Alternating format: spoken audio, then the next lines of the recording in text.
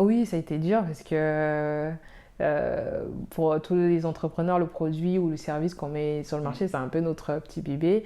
Et il y a aussi le côté où, naturellement, hein, tu te dis, bah, peut-être que je vais me faire juger, que j'ai laissé tomber, que le sentiment d'échec, en fait, au final.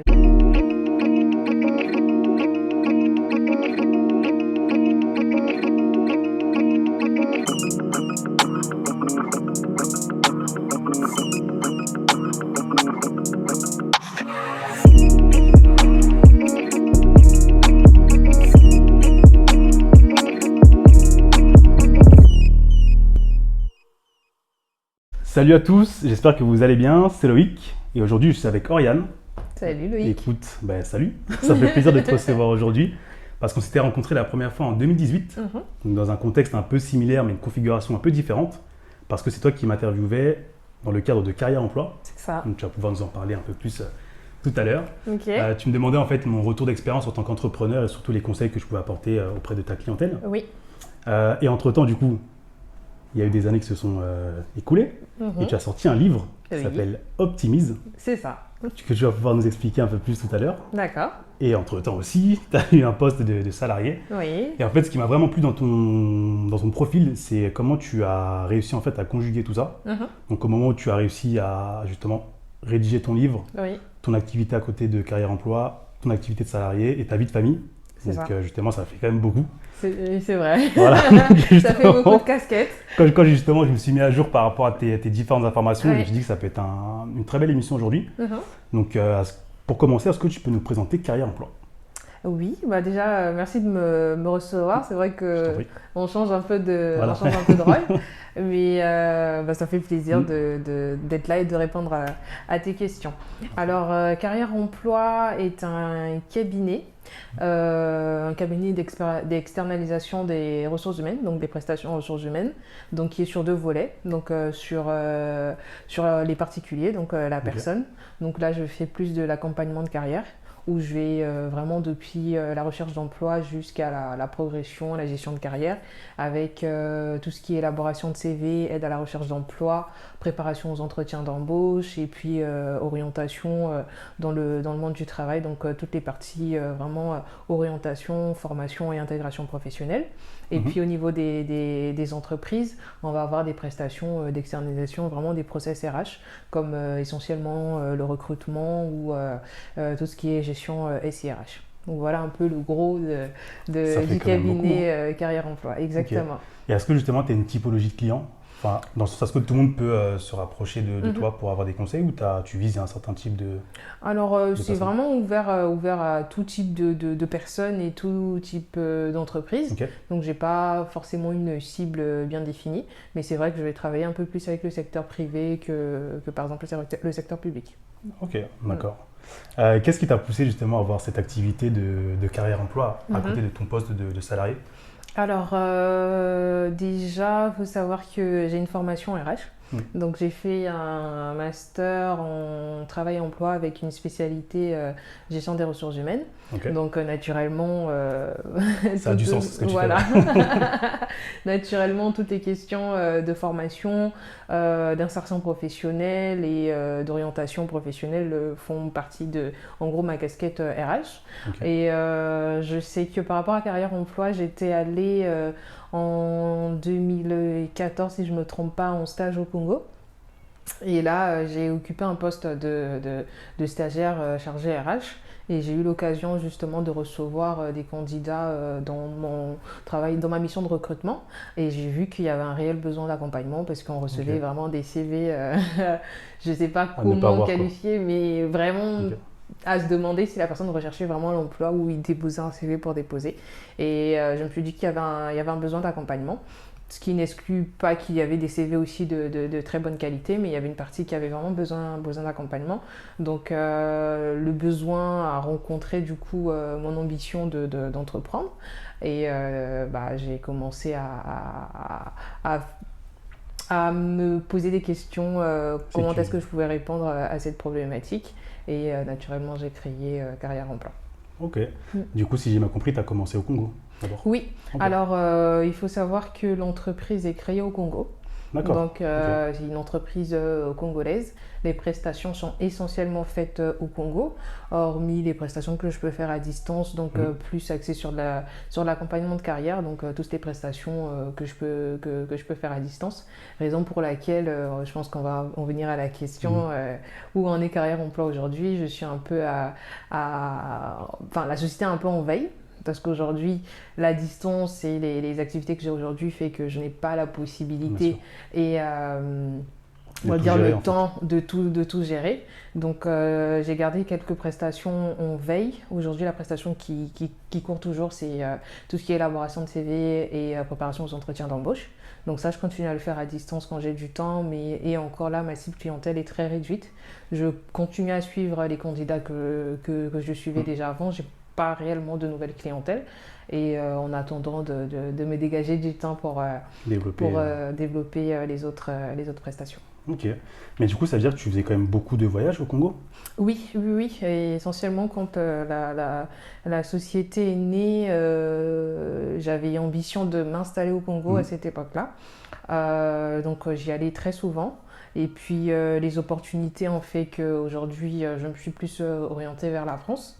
Quand bien même mon ambition de rentrer au Congo est toujours présente, mais on essaie un peu de recalibrer les choses et on va voir en fonction des opportunités et de la vision aussi du futur, comment est-ce qu'on peut ajuster ce retour. Ok, trop cool. Maintenant, du coup, on va pouvoir parler un peu du livre. Oui. Parce que, du coup, pour être totalement transparent avec toi, moi, c'est quelque chose que j'ai envie de faire, donc écrire un livre. J'ai jamais pris le temps encore de le faire. Est-ce que toi, tu peux justement me dire comment tu as eu l'idée en fait d'écrire un livre? Alors,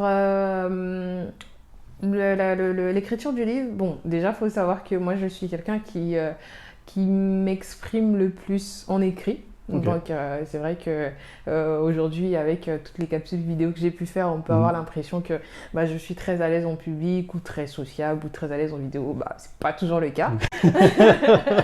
Mais du coup je suis quelqu'un qui m'exprime beaucoup par écrit, donc si j'ai besoin ou envie de partager quelque chose, ça passera forcément par l'écrit. Okay. Et avec la création du coup de Carrière Emploi, sur le site, j'ai commencé à mettre en avant des articles de conseils qui allaient dans la vision d'entreprise à disposition de mes clients et simplement des visiteurs sous forme de blog. Et pendant que je préparais ces articles, je me suis rendu compte que j'avais un très bon contenu et encouragé aussi par mon entourage. Parce que justement, j'ai posé la question, comment tu sais que tu as un bon contenu si il est toujours fier de son travail. Et il nous dit, écoute, tu as un bon contenu, et un grand contenu aussi, parce que c'est vrai qu'on ne va pas écrire un livre de 2 pages, sinon autant faire des e-books ou des mini-articles. Et du coup, j'ai commencé à mûrir l'idée, et j'ai peaufiné les articles jusqu'à en créer un livre de fil en aiguille. J'ai réussi à obtenir une maison d'édition qui a bien accroché à mon contenu et à ma vision des choses, et voilà, Optimise est né. Trop cool. Qui est sorti en juillet 2020. C'est ça, en juillet 2020, le livre fait depuis son petit bout de chemin. Donc voilà. Trop cool. Mais justement, combien de temps concrètement ça a pris entre le moment où tu as eu l'idée de vraiment te lancer dans la rédaction et l'écriture du livre et sa date de sortie à la Fnac notamment? Alors, il faut savoir que du coup, quand je mûris l'idée de faire un livre, j'ai déjà un contenu, comme je disais tout à l'heure. Donc, il n'y a pas vraiment eu le temps entre j'ai l'idée et je passe à l'action. Okay. En soi, l'action, elle était déjà là. Donc, je me suis plus un peu concentrée sur l'écriture. En soi, l'écriture du livre a duré un peu moins d'1 an, je dirais à peu près 9 mois. Donc à peu près 9 mois, ça a été assez long parce qu'à cette époque-là, j'étais salariée déjà aussi. Donc il fallait pouvoir jongler entre le travail, la vie de famille et aussi l'écriture du livre. C'est pas du tout évident. Et oui, il s'est écoulé 9 mois et puis ensuite j'ai pu décrocher du coup un contrat avec l'éditeur. Il y a eu tout le travail après derrière de correction, d'ajustement, de choix de mode de distribution.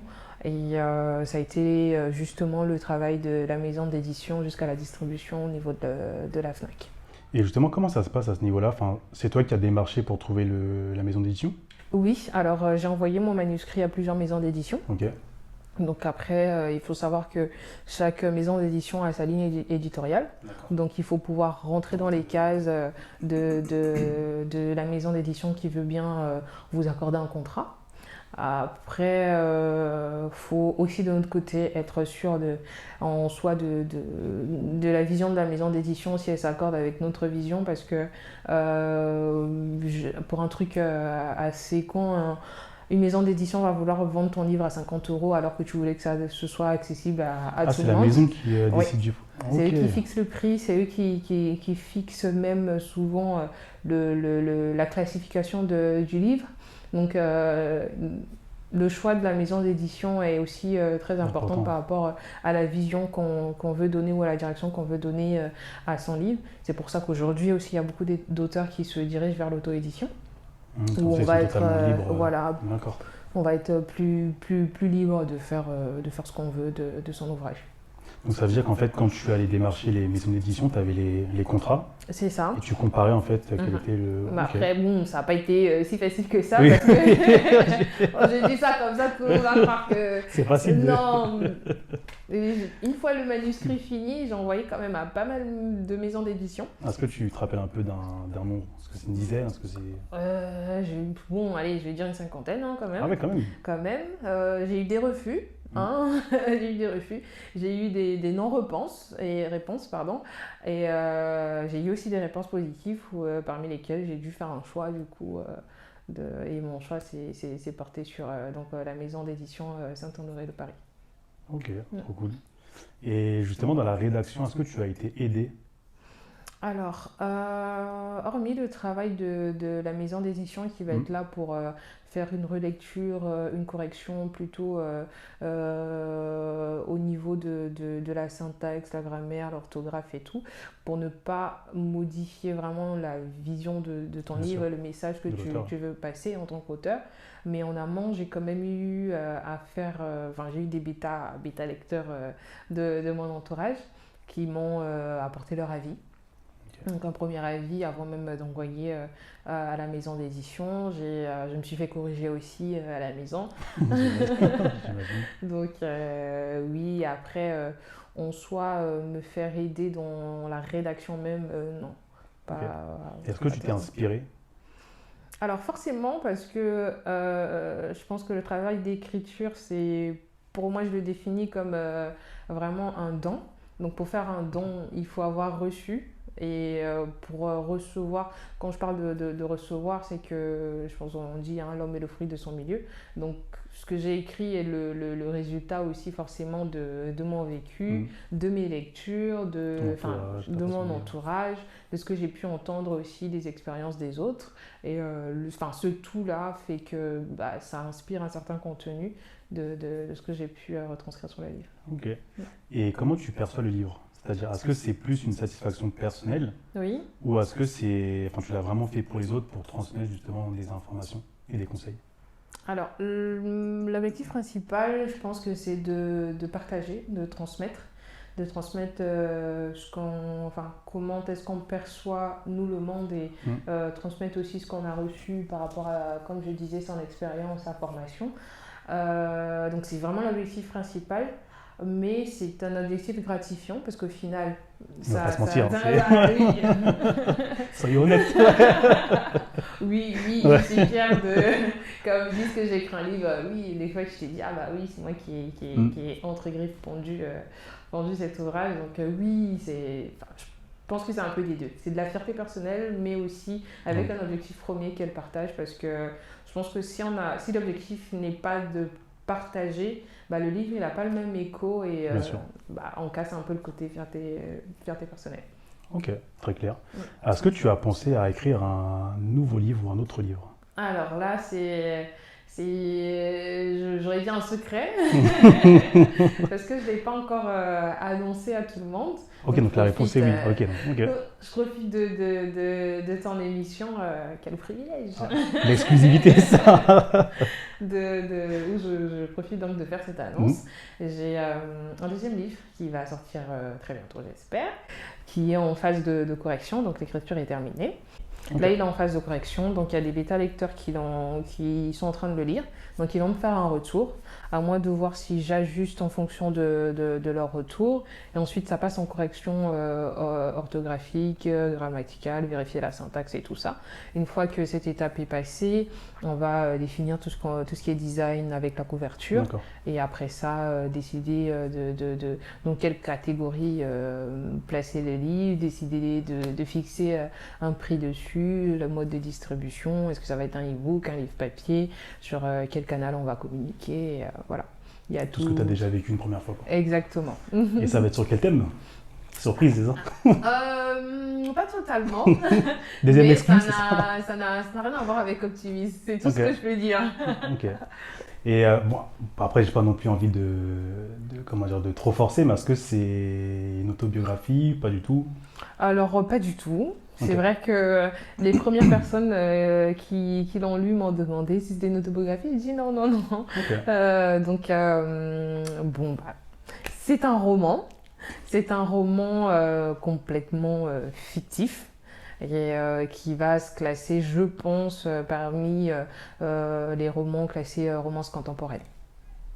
Donc, comme je disais, qui n'a vraiment rien à voir avec Optimisme, qui va être un livre, un essai de développement personnel. Trop cool. En tout cas, il n'est pas encore sorti, mais bravo d'avoir sorti ton premier livre et le deuxième. Moi, j'avais justement une autre question. On va dire plutôt oui. Quelle est ta plus grande fierté avec ton premier livre? La plus grande fierté, je pense que c'est d'être allé au bout des choses. Parce que je pense que la démarche d'écrire, c'est quand même un parcours. Je rencontre beaucoup de gens qui me disent moi j'ai commencé à écrire, au final je suis pas forcément allée au bout, je l'ai pas forcément publié, oui, parce que c'est vraiment c'est pas facile de se dire aussi qu'on s'expose au jugement extérieur. Ce qu'on écrit, des fois, quand on écrit dans sa chambre, c'est beau, c'est bien, on le garde pour soi. Mais quand on s'expose vraiment au jugement extérieur, et aussi la peur quelque part de se dire, est-ce que les autres comprendront vraiment le message que j'ai voulu faire passer à travers le livre? Est-ce qu'ils vont le percevoir comme moi je le perçois? Enfin, il y a toutes ces questions-là. Et du coup, le courage d'être allé jusqu'au bout, de l'avoir sorti vraiment, simplement pour moi, c'était vraiment une fierté, oui. Et du coup, la plus grande difficulté? Alors, la plus grande difficulté, je pense que c'est de travailler sur la communication. C'est de travailler sur la communication. On va faire un peu un parallèle avec l'entrepreneuriat. Quand on sort un nouveau produit, vous pouvez avoir le meilleur livre sur le marché, mais tant que les gens ne le connaissent pas, il n'y a personne qui va te dire que en fait ton livre il est vraiment bien. Donc il faut qu'il arrive à tomber sur de bonnes mains, qu'il arrive à être lu. Donc il y a tout ce travail de communication aidé par la maison d'édition. Mais la maison d'édition ne vendra pas, qu'on se le dise, pas mieux que toi ton produit. Donc il y a eu ce challenge-là de devoir communiquer, marketer sur le livre pour qu'il soit vendu, qu'il soit lu et reconnu sur la place publique. Cool. Mais justement, à ce sujet, tu as fait une journée où tu as pu faire découvrir ton livre, si je ne me trompe pas? Oui, alors j'ai mis en place beaucoup d'actions marketing. J'ai participé à des salons sur Paris, des salons du livre. J'ai également eu des événements que j'ai fait au Congo, donc des masterclass où j'ai présenté également le livre. Aujourd'hui, le livre est vendu à la Fnac du Congo aussi. Donc, il y a eu tout ce travail de démarchage qui a été fait de mon côté. Et puis, aujourd'hui, je communique aussi sur mes réseaux très régulièrement sur le livre. Ok. Du coup, là, on va passer sur un côté un peu plus personnel. D'accord. Parce que du coup, si je résume bien, il y a une période où tu rédigeais ton livre. Oui. Tu avais du coup toujours carrière en plan. tu étais salarié Oui, et avec une vie de famille. c'est ça, c'est ça.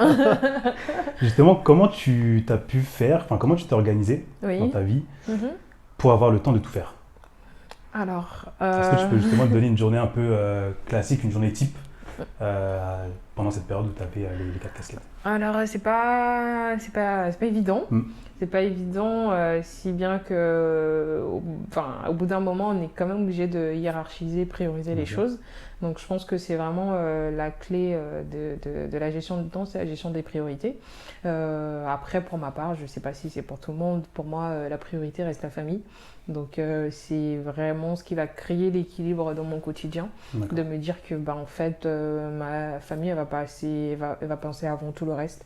Et il y a certaines choses, en disant ma famille va passer avant tout le reste, mais il y a certaines choses que tu fais justement parce que ta famille passe avant et que le bien-être de ta famille aussi dépend de ces choses-là. Comme par exemple aujourd'hui, si je suis encore salariée, non seulement je peux dire que j'aime mon boulot, mais c'est aussi parce que ce boulot-là me permet de nourrir aussi ma famille et d'être un appui financier pour mon compagnon.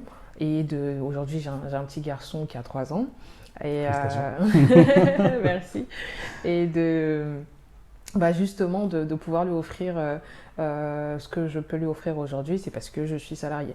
Donc bon, en prenant justement ma casquette de salarié au sérieux, c'est une façon de faire passer ma vie de Ta famille famille aussi. en priorité. Et au quotidien, on se fait aider, hein, donc je pense pas que toute seule j'aurais pu m'en sortir. Exact. Donc une journée type aujourd'hui, je vais me lever le matin, je vais essayer de faire le maximum, c'est-à-dire m'occuper de mon fils si je le dépose le matin à la crèche ou à l'école. Si c'est pas moi, j'essaie de jongler avec son papa, soit c'est son papa qui le dépose. Je vais au boulot, j'ai une journée de 7 heures comme tout le monde. Donc là, c'est vraiment ma casquette de salarié. Il n'y a pas le côté entrepreneur Ou auteur. ou auteur qui va venir interférer là-dedans. Donc j'essaie vraiment de respecter ma casquette de salarié et de respecter mon employeur, bien sûr. Et au retour, aujourd'hui, j'ai quasiment 1 heure de transport. Donc quand je rentre, donc j'essaie de rentabiliser aussi ce temps de transport. Donc en général, je le rentabilise en détente. Donc je vais lire des livres. Donc c'est souvent mon moment de lecture. En fait, au final, tu te rends compte que ça te fait quand même 1 h 45 minutes de lecture par jour. Et c'est pas négligeable dans la C'est semaine. clair. Et quand je rentre chez moi, je vais me remettre dans les tâches quotidiennes par rapport à ma famille, faire à manger comme tout le monde. Et une fois que mon fils est au lit, j'essaie de le coucher assez tôt. C'est pas toujours gagné parce que Il essaie de courir partout. voilà, il peut être assez rebelle. Mm. Et une fois qu'on réussit à le coucher, je vais entamer ma deuxième journée. Et là, en fonction des jours, soit ça va être des journées d'écriture.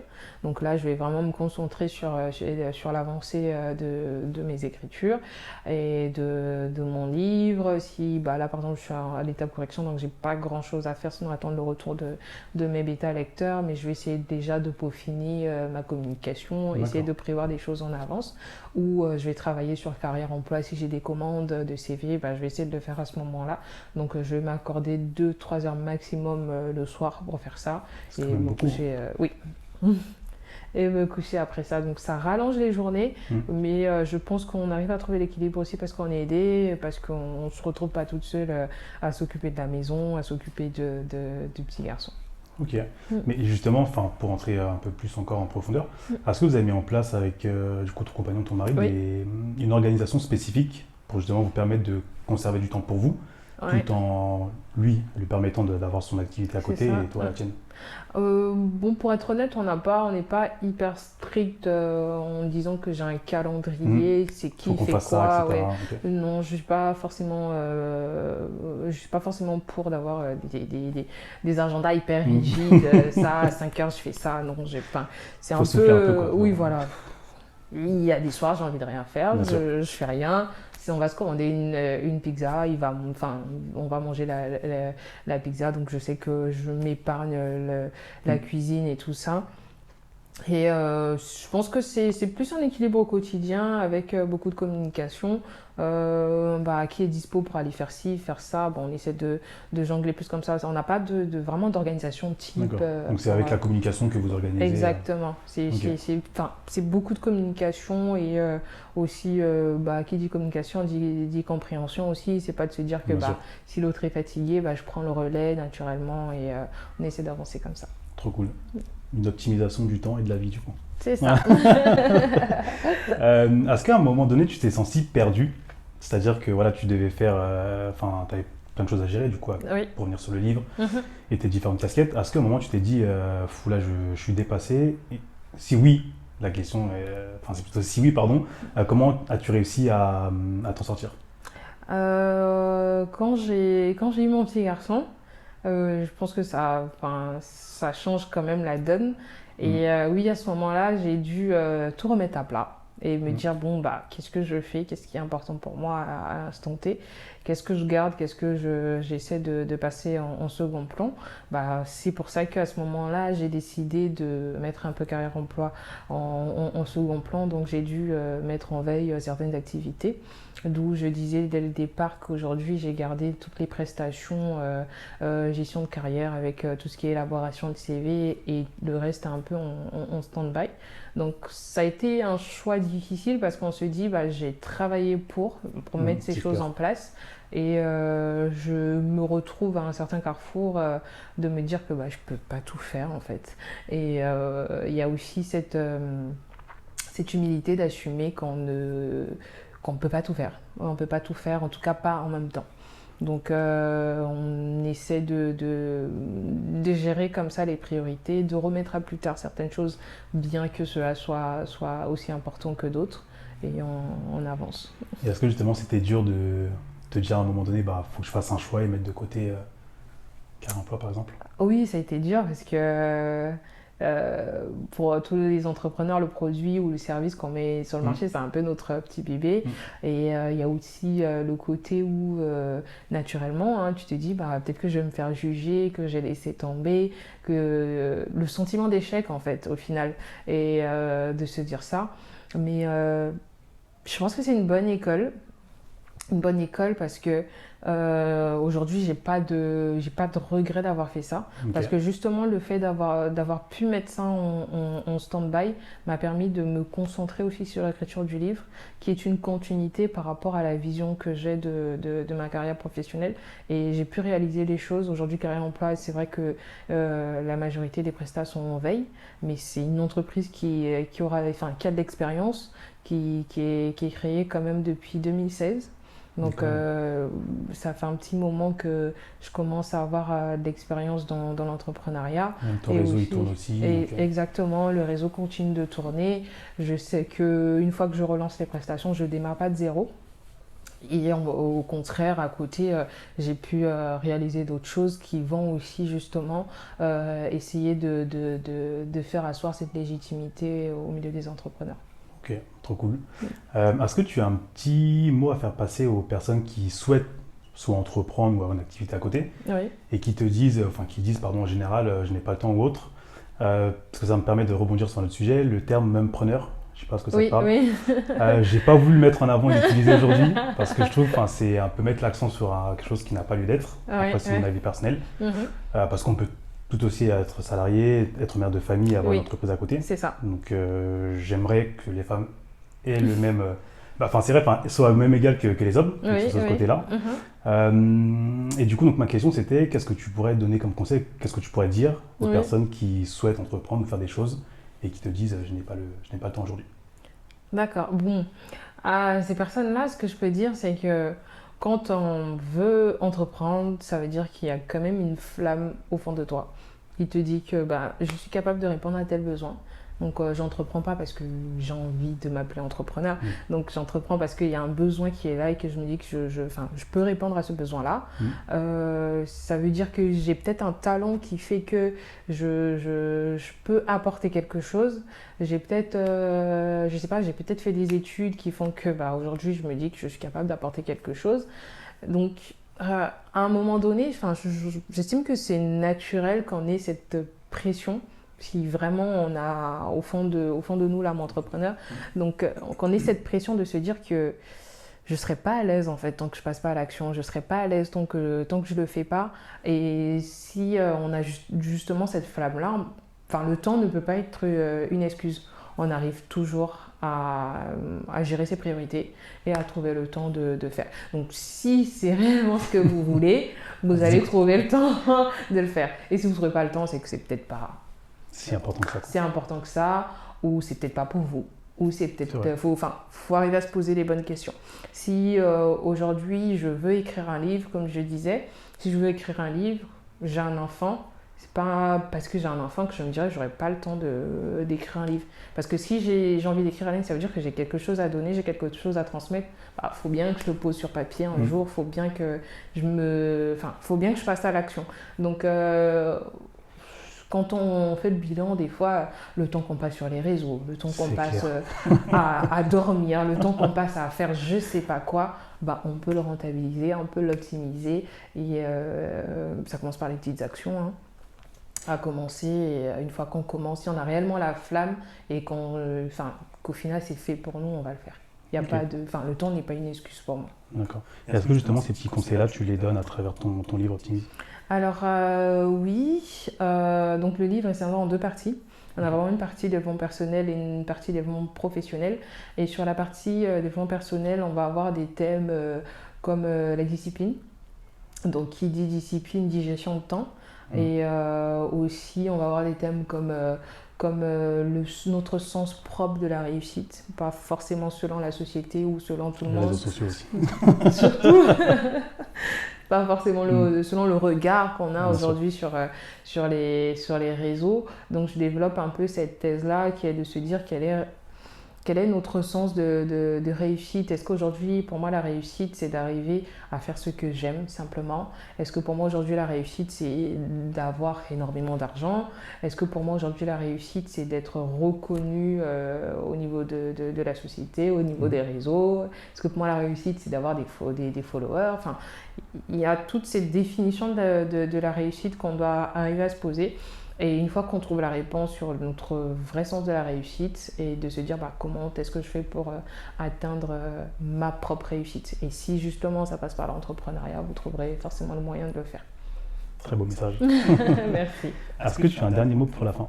Un mot pour la fin, le message c'est peut-être de dire aux gens, faites ce que vous aimez.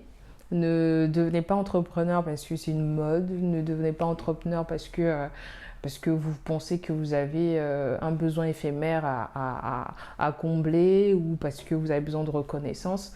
Prenez vraiment le temps de réfléchir, de penser. Est-ce que je peux m'inscrire sur cette voie sur le long terme? Parce que ça ne sert à rien d'entreprendre pour 6 mois, pour 1 an. Enfin, c'est pas le but. Après, je dis pas qu'on n'a pas le droit de se tromper, hein.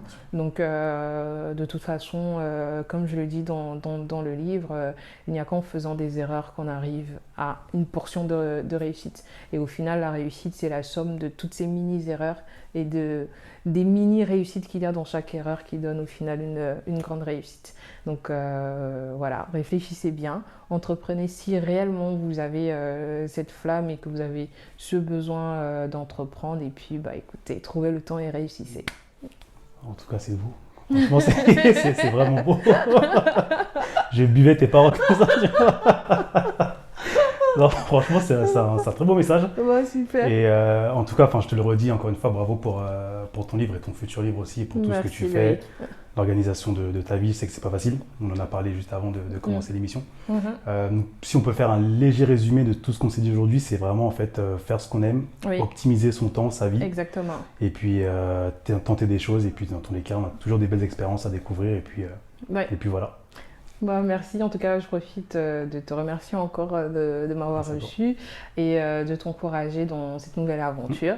Je suis sûre que ça va forcément t'ouvrir les portes vers autre chose et comme je disais, il n'y a pas d'aventure ou d'action qui est faite en vain, donc bon courage pour la suite. C'est gentil, merci beaucoup. De rien.